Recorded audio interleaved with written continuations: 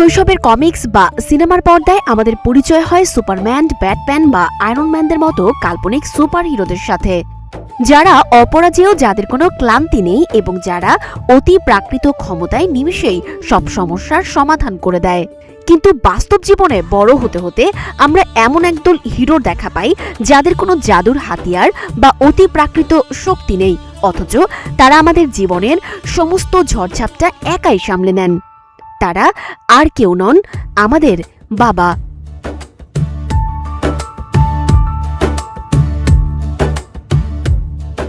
মনোবিজ্ঞানীদের মতে শৈশবে শিশুরা নিরাপত্তার জন্য সবচেয়ে বেশি বাবার ওপর ভরসা করে, ফলে দৃঢ় বন্ধনের আস্থায় শক্তিশালী স্টিলের আরেকটি নাম অজান্তেই বাবার অবয়বে এক অপরাজেয় রূপ তৈরি হয়। তবে বড় হয়ে যখন সন্তান বোঝে যে বাবারও ক্লান্তি, ভয় বা ভুল আছে, তখন বাবার প্রতি শ্রদ্ধা আরো গভীর হয়।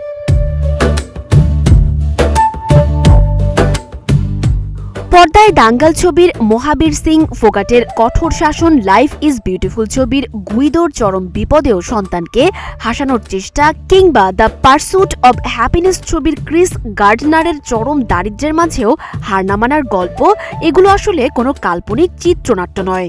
এগুলো পৃথিবীর কোটি কোটি সাধারণ বাবার প্রতিদিনের অদৃশ্য সংগ্রামের প্রতিচ্ছবি। একজন শ্রমিক বা রিকশা চালকের সন্তান যখন সমাজের শীর্ষস্থানে পৌঁছায়, তখন তার পেছনে থাকে বাবার নিজের স্বপ্ন বিসর্জন দেওয়ার এক নীরব গল্প।